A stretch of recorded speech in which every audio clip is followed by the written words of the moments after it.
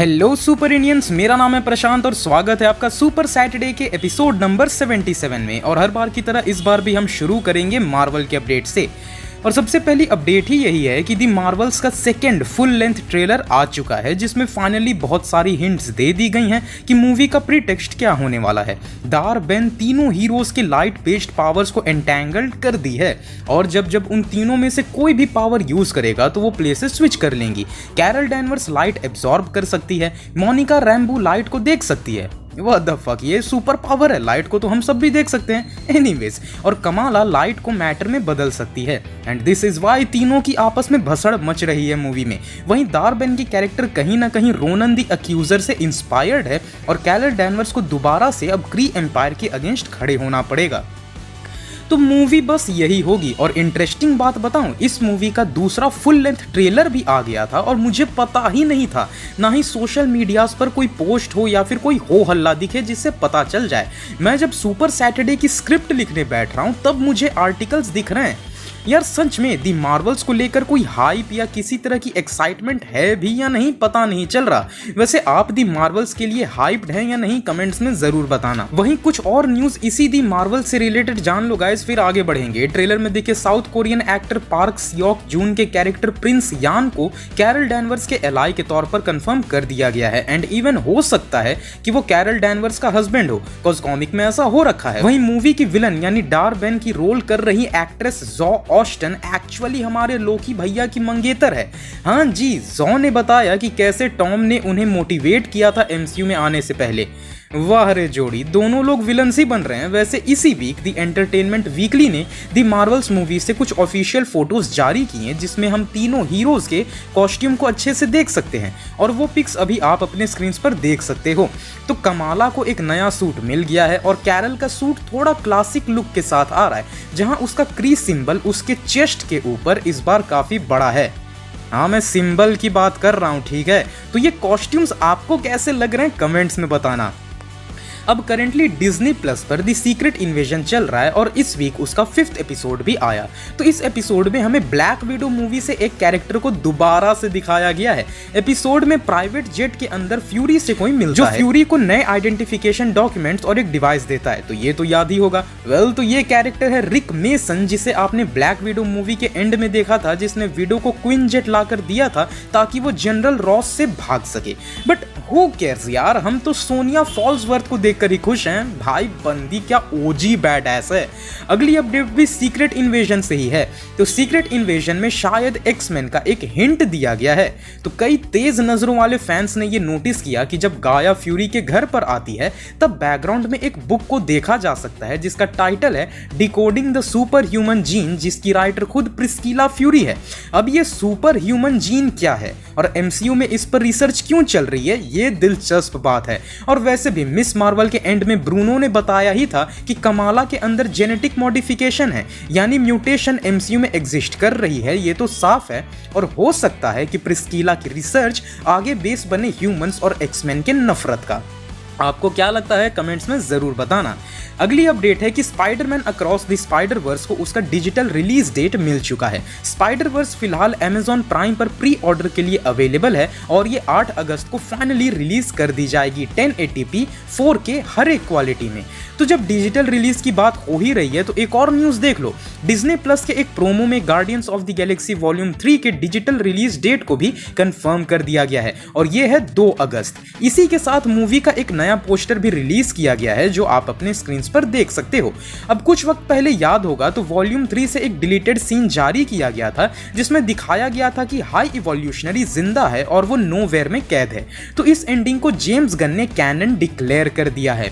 और आखिरी Marvel update है सोनी मार्वल यूनिवर्स से, जहां वेनम 3 की प्रोडक्शन अब रुक चुकी है साग आफ्त्रा स्ट्राइक की वजह से। यानी कि काम रुक चुका है गाइस, चक्का जाम हो गया और अब सोनी भी शांत पड़ चुका है। यार ये मामला तो बद से बदतर होता जा रहा है। एनीवेज, बहुत हुए मार्वल के अपडेट्स, अब चलते हैं सीधा डीसी के अपडेट्स की तरफ। तो सबसे पहली अपडेट है कि ब्लू बीटल मूवी को उसका ऑफिशियल रन टाइम मिल चुका है और वो है 2 घंटे और 7 मिनट्स। जी हाँ, बस इतना ही। और इस वजह से Blue Beetle 5th shortest DC movie बन चुकी है। अब बुरी बात यह है कि इस लिस्ट में ब्लू बीटल के अलावा जितनी भी छोटी लेंथ की मूवीज हैं वो सब बॉक्स ऑफिस पर बहुत बुरी पिटी हैं, क्योंकि यार लेंथ का असर मूवी पर होता है और ये हम सब बहुत अच्छे से जानते हैं। Now let's hope for the best for Blue Beetle. अगली अपडेट में DCEU की आखिरी मूवी यानी एक्वामैन पर काले बादल मंडराते नजर आ रहे हैं। तो वैरायटी की एक रिपोर्ट के मुताबिक Warner Bros Aquaman the lost kingdom की रिलीज डेट दिसंबर 20, 2023 से चेंज कर सकती है। अब क्या इसे 2024 में कर दिया जाएगा या नहीं वो अभी कहा नहीं जा सकता, बट वो उसे अर्ली तो नहीं ही करेंगे। नाउ लेट्स सी कि ये एक्वामैन पर लगी पनौती कब खत्म होती है। अगली अपडेट गैल गैडोट फैंस के लिए छोटा सा झटका हो सकता है। तो DC ने अपनी कॉमिक वंडर वुमन हिस्टोरिया दी अमेज़ॉन्स को रिलीज कर दिया है, जिसके डिस्क्रिप्शन में यह भी बताया जा रहा है कि ये DCU की सीरीज पैराडाइज लॉस्ट को इंस्पायर करेगी। अब ये कॉमिक बेस्ड है थेमिस्केरा के ओरिजिन पे और अमेज़ोनियंस के कल्चर और हिस्ट्री पे। और पूरे कॉमिक में डायना कहीं नहीं दिखी है सिवाय आखिर के 2-3 पन्नों में। वहीं जेम्स गन ने भी अपने DCU स्लेट 1 में पैराडाइज लॉस्ट शो के बारे में कहा था कि वो पैराडाइज आइलैंड के ओरिजिन को दिखाना चाहते हैं। यानी ऑब्वियस सी बात है कि उस सीरीज में डायना नहीं होने वाली, क्योंकि इवेंट्स डायना के पैदा होने से हजारों साल पहले के होंगे। यानी जेम्स गन के पास अच्छा खासा टाइम होगा ये डिसाइड करने का कि वो अपनी वंडर वुमन किसे रखेंगे। और जब वो अपने DCU में अमेज़ोनियंस की हिस्ट्री तक से शुरुआत कर रहे हैं और वो डायना को भी फ्रॉम द स्क्रैच शुरू ना करे, ऐसा हो नहीं सकता। तो ये सब देखते हुए लग रहा है गाइस कि इसके बहुत ज्यादा चांसेस हैं कि गैल गैडोट DCU में नहीं होने वाली। अब इस मामले में आपको क्या लगता है कमेंट्स में जरूर बताना। अगली अपडेट भी थोड़ी बुरी खबर ही है। तो द हॉलीवुड रिपोर्टर की रिपोर्ट के according Aquaman the lost kingdom से बेन एफ्लेक का रोल काट दिया गया है। यानी कि अब मूवी में बेन एफ्लेक नहीं दिखने वाले। पहले रिपोर्ट्स आई थी कि मूवी में माइकल कीटन के बैटमैन हों, जिसे बाद में चेंज करके बेन एफ्लेक को लाया गया था और बाकायदा शूटिंग भी हुई थी, क्योंकि इस बात को जेसन मोमोआ ने कंफर्म किया था कि मूवी में बेन एफ्लेक होने वाले हैं। बट अब रिपोर्ट्स आ रहे हैं कि बेन एफ्लेक के पार्ट को मूवी से काट दिया गया है। अगली अपडेट सुपरमैन लिगेसी से है। तो थ्रेड्स पर बात करते हुए जेम्स गन ने बताया कि सुपरमैन लिगेसी में 2 प्रोटैगनिस्ट होने वाले हैं और वो हैं सुपरमैन और लोइस लेन दोनों। जेम्स का कहना है कि उनकी मूवी एक फंटास्टिक स्टोरी होगी सुपरमैन और लोइस की, और देखा जाए तो ये सच में काफी अच्छी बात है, बिकॉज लोइस का भी सुपरमैन की कहानियों में बहुत बड़ा रोल रहता आया है और उसे सामने अब लाना भी चाहिए। अगली अपडेट दी फ्लैश से है। तो दी फ्लैश ने एक नया रिकॉर्ड बना डाला है। दी फ्लैश मूवी पूरे हॉलीवुड के इतिहास की, हाँ जी ध्यान से सुनना, पूरे हॉलीवुड के इतिहास की biggest box office flop movies की लिस्ट में आ चुकी है। मूवी को ऑलमोस्ट $200 मिलियन का नुकसान हुआ है, जो कि 6th बिगेस्ट लॉस है किसी भी मूवी का। इस लिस्ट में पहले पोजीशन पर तो जॉन कार्टर है, बट फ्लैश भी तो आ गया ना भैया। अब देखो गाइस, मैं कोई हेटर नहीं, मेरा काम है बस न्यूज देना। आर्टिकल चर्चे में चल रहा है तो मैंने बता दिया। तो बहुत हुए DC के अपडेट्स, अब चलते हैं कुछ मेजर हॉलीवुड अपडेट्स की तरफ। तो सबसे पहली अपडेट है बार्बी और ओपनहाइमर से।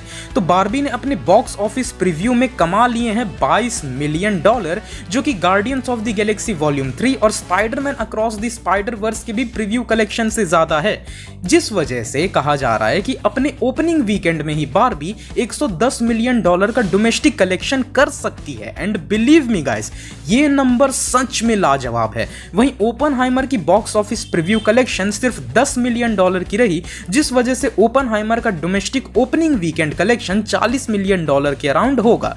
बट यस, याद रखना ओपनहाइमर एक मास मूवी नहीं है। वहीं इसी week San Diego Comic Con के हिस्टोरिक हॉल H में प्रोजेक्ट के, जिसका अब नया नाम कल की 2898 AD है, उसका टीजर रिलीज किया गया। सभी कास्ट और क्रू मेंबर्स का स्वागत जोरों शोरों से किया गया और ऐसा पहली बार हुआ जहां एक इंडियन सिनेमा उस जगह पर पहुंचा है जहां मार्वल और DC के प्रोजेक्ट्स अनाउंस होते थे। तो ये तो एक बड़ी अचीवमेंट है ही गाइस। और अगर आप लोगों ने टीजर देख लिया है तो कमेंट्स में अपने ओपिनियन जरूर बताना, और मुझे वो टीजर कैसा लगा ये जानना है, जिस पे हम डिटेलिंग में बात भी करेंगे। तो हमारे podcast channel the Pop Cop show के संडे के लाइव पॉडकास्ट पर जरूर आ जाना।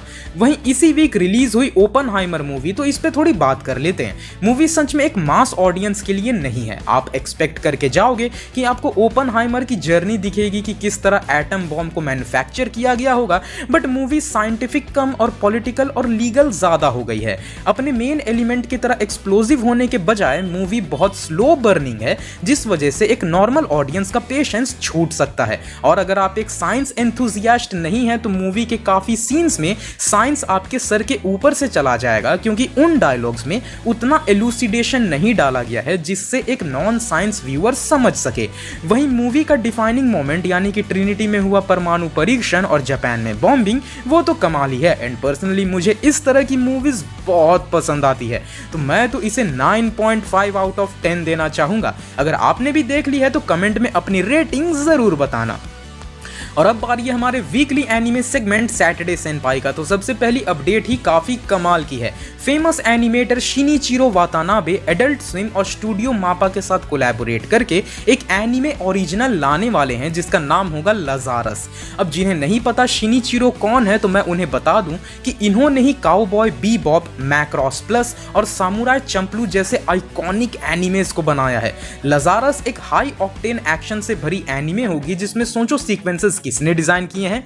जॉन विक फिल्म्स के डायरेक्टर और स्टंटमैन रह चुके चैड स्टाहेल्स्की ने। लजारस की स्टोरी कुछ ऐसी होने वाली है। वो साल होगा 2052 का जहां इंसानियत काफी सुकून और शांति से रह रहा है, किसी तरह की कोई बीमारी एग्जिस्ट नहीं कर रही। And all credit goes to doctor Skinner जिन्होंने एक दवाई बनाई है हापुना नाम का। पर हापुना के बनते ही डॉक्टर स्किनर एक दिन गायब हो जाते हैं। अब इस मामले को 3 साल बीत चुके हैं और एक दिन डॉक्टर स्किनर अचानक से वापस आ जाते हैं और बताते हैं कि जिन जिन लोगों ने हापुना दवाई ली थी वो अगले 3 साल में मर जाएंगे। अब इस दुनिया में खलबली मच जाती है और दुनिया भर से इकट्ठा करके 5 लोगों की एक टीम बनाई जाती है डॉक्टर स्किनर को रोकने के लिए, और इस टीम का नाम होगा लजारस। तो सुनकर तो कूल लग रहा है गाइस, और अगर शिनिचिरो साथ हैं तब तो टेंशन ना लो, एनीमे बवाल होगी। अगली अपडेट है कि मिनाटो नामिकाजे की one shot Naruto the world with in the spiral अब रिलीज हो चुकी है, और ये वन शॉट मतलब ठीक ठाक सा है। मेजर पार्ट जो है उसमें आपको मिनाटो और कुशीना को ही दिखाया जाएगा, जहां मिनाटो कुशीना को एक जिंचुरी की होने के बारे में बताता है, वहीं कुशीना उसे सीलिंग टेक्निक सिखाती है। मैं इससे ज्यादा नहीं बताऊंगा ताकि स्पॉइलर ना हो जाए, तो आप में से जो लोग मांगा पढ़ने के शौकीन हैं तो वो चेकआउट कर लेना, और जिन्होंने पढ़ लिया है वो कमेंट्स में बताओ कि उन्हें ये वन शॉट कैसा लगा। अगली अपडेट है कि rascal does not dream of a knapsack kid movie 1 दिसंबर को जापान में रिलीज होगी, बट अभी इसके इंटरनेशनल रिलीज डेट्स कंफर्म नहीं किए गए हैं। नेक्स्ट अपडेट हम इंडियन फैंस के लिए है। तो क्रंची रोल एक्चुअली काफी तेजी से एनिमेस को हिंदी और साथ ही रीजनल डब्स के साथ इंडिया में लाने के काम पर लग चुका है।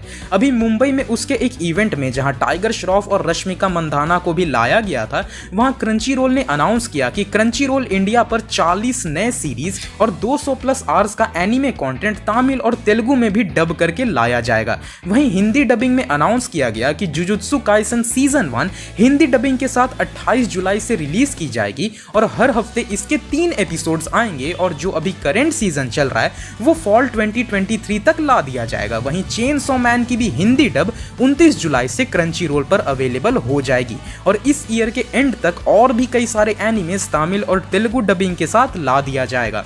यानी क्रंची रोल काफी मेहनत कर रहा है इंडिया में एनिमे को सेटअप करने में। एंड मैं तो कहूंगा कि जिन प्रोजेक्ट्स के हिंदी डब में टाइम लग रहे हैं उन्हें ये सीधे सब्ड वर्जन में ही ऐड कर दें। वैसे भी इंडियन फैंस को जापानीज लैंग्वेज में उतनी प्रॉब्लम नहीं होती, सबको सब्ड देखने की आदत तो हो ही चुकी है। तो गाइस ये थे इस वीक के सारे मेजर न्यूज अपडेट्स। अगर आपको ये वीडियो पसंद आई हो तो इस वीडियो को लाइक करें और अपने दोस्तों के साथ शेयर जरूर करें, और ऐसे ही सुपर ऑसम कंटेंट और न्यूज के लिए हमारे चैनल सुपर इंडिया को सब्सक्राइब कर दें। पीस।